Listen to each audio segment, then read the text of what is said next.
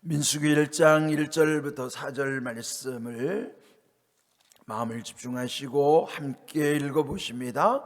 이스라엘 자손이 애굽 땅에서 나온 후 둘째 해 둘째 달 첫째 날에 여호와께서 시내 광야 회막에서 모세에게 말씀하여 이르시되 너희는 이스라엘 자손의 모든 회중 각 남자의 수를 그들의 종족과 조상의 가문에 따라 그 명수대로 계수할지니 이스라엘 중 20세 이상으로 싸움에 나갈 만한 모든 자를 너와 아론은 그 진영별로 계수하되 각 지파의 각 조상의 가문의 우두머리 한 사람씩을 너희와 함께 하게 하라.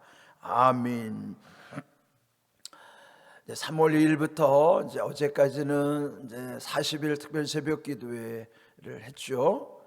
그 전에까지가 우리 레위기의 말씀을 이제 모두 마쳤습니다. 이제 오늘부터는 앞으로 이 민수기 전체 36장까지 분량인데요. 이 말씀을 함께 묵상해 갈 것입니다. 이 민수기라고 하면 여러분 잘 아시는 모세 오경, 창세기로부터 출애굽기, 레위기, 민수기, 신명기 이 5권을 일컬어 모세 오경, 또 히브리어로는 토라라고 합니다. 이 토라는 한 권의 책이기도 해요. 그렇지만은 그 한 권 속에 이렇게 5개로 분류를 하는 것이죠. 그래서 이제 오늘부터 묵상하는 이 민수기는 그 토라 중에 4번째 해당하는 책이에요. 이제 앞으로 신명기까지 가게 되는데 이 민수기의 의미는 먼저 민수, 한문으로 백성민, 또 숫자를 상징하는 그 숫자거든요. 그런 백성을 그 수를 세는 거예요. 그건 이제 계수한다 그러죠. 백성의 수를 센다는 의미로서 인구조사에 관한 말씀이에요. 그러면 이제 여기 이 민수기 전체로 보면은 인구조사가 2번에 걸쳐서 나오거든요. 그러나 이제 지금 이들이 여기 머물러 있는 곳이 그 시내 광야예요.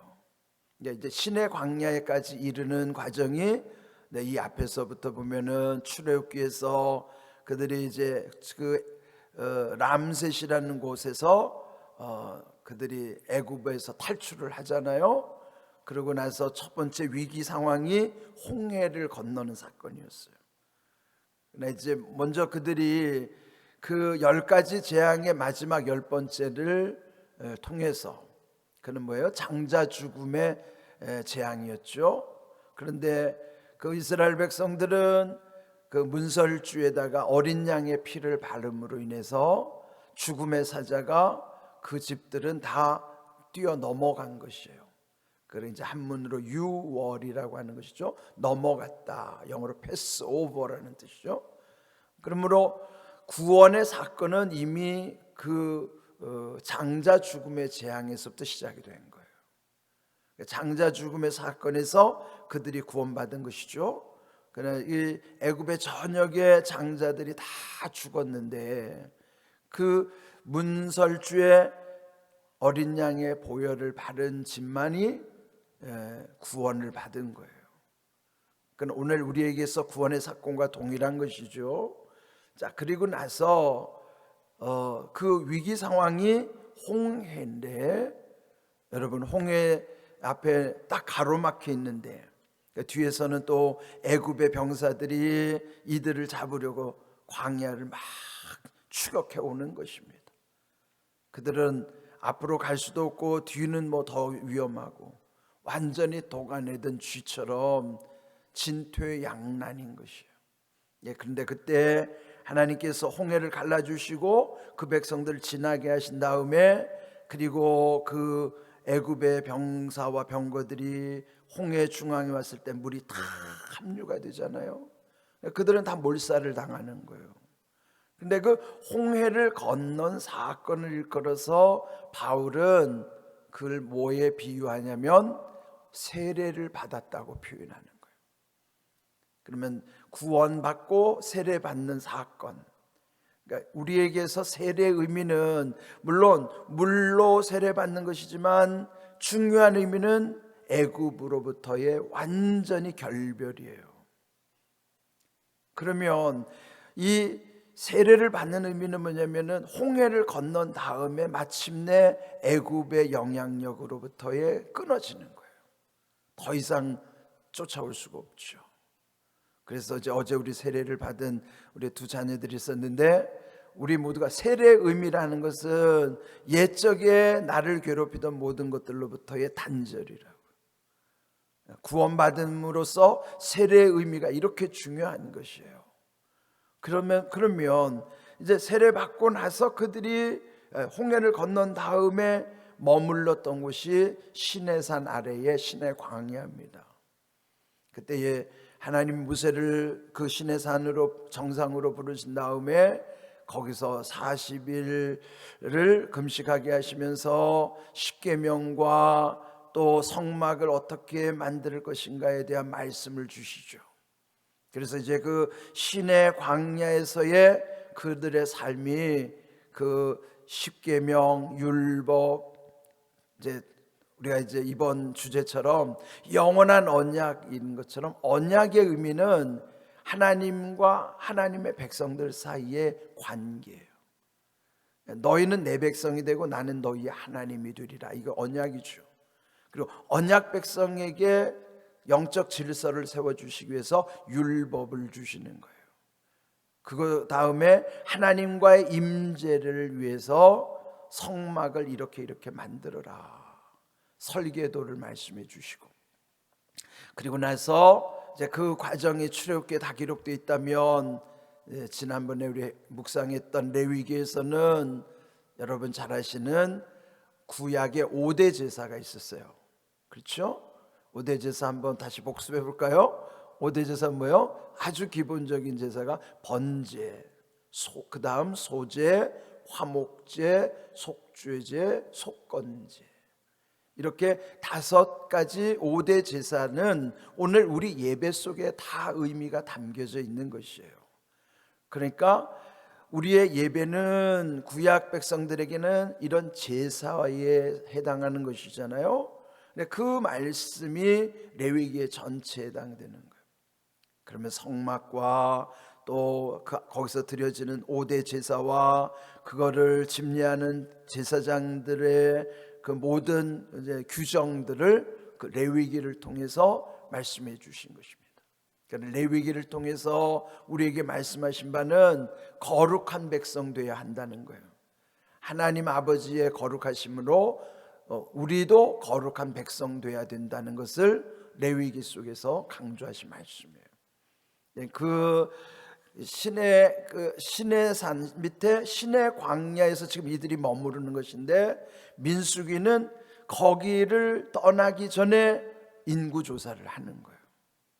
이제 여기 민수기 인구 조사하는 것이 그 시내 광야를 떠남으로부터 저기 이제 가나안의 입구에 이르기 전까지, 거기가 이제 요단강 건너기 전에 마지막 지점이 모압 평지거든요. 그러면 모압 평지에서 또 한 번 인구 조사를 하는 거예요. 여기 시내 광야를 떠날 때 인구 조사, 그리고 38년 후 이제 거의 끝나는 지점에서 또 한 번의 인구 조사가 있는 것이에요. 이제 이런 과정을 쭉 기록해 놨는데, 민수기의 또 다른 의미는 광야에서라는 뜻이에요. 광야에서. 이들이 광야 생활 가운데서 하나님은 순종을 그들에게 명하셨지만은 그들은 조금만 힘들면 원망하고 불평하는 거예요. 순종을 기대하신 하나님 앞에 불순종하는 거예요. 불순종에 그들의 마음에는 불평과 불만이 있는 거예요. 여러분, 민수기 하면 가장 익숙한 말씀이 뭐예요? 여러분, 샤우팅할 때 했던 말씀 있잖아요. 민수기 14장 28절, 너희 말이 내 귀에 들린 대로 내가 너희에게 행하리니. 그러니까 그 말씀이 민수기 여러분 가장 익숙한 말씀일 거예요. 샤우팅할 때 하도 많이 했던 말씀이니까요. 근데 그 민수기 14장 28절 그들이 원망 불편했던 곳이었으면 가데스 바네아라고 하는 곳이에요. 그러니까 가데스 바네아라는 광야에서 미리 가나안에 정탐꾼을 보냈잖아요. 근데 그들이 돌아와서 보고하는데 갈렙과 여호수아 두 사람만이 말씀대로 그 땅은 젖과 꿀이 흐르는 땅이요 그들은 우리의 밥이라고 말하지만 나머지 10명의 정탐꾼들은 다 부정적으로 보고하는 거예요.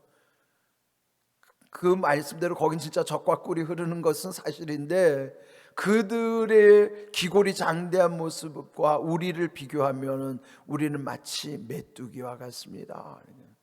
그러니까 10명은 메뚜기파 단둘이서 갈렙과 여호수아만이 그들은 우리의 밥입니다. 그러니까 메뚜기파와 밥파가 이제 갈린 거예요. 네, 이런 것이 지금 이 민수기 속에 다 들어와 있어요. 그래서 거기 민수기 14장 28절 그들이 원망하는 것은 거기 가데스 바네아에서 그 백성들이 10명의 정탐꾼들의 말을 듣고 원망 불평할 때 하나님이 말씀하신 것이 바로 그 말씀.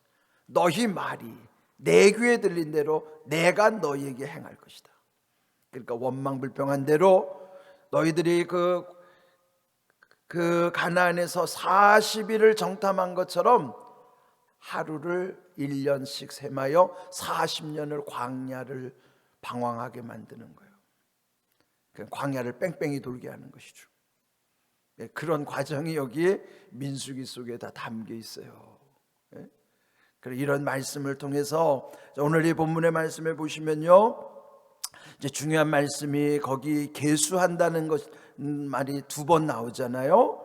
그 계수하리니 2절 마지막에도 보면은 계수할지니 또 3절 끝에도 보면은 계수하되.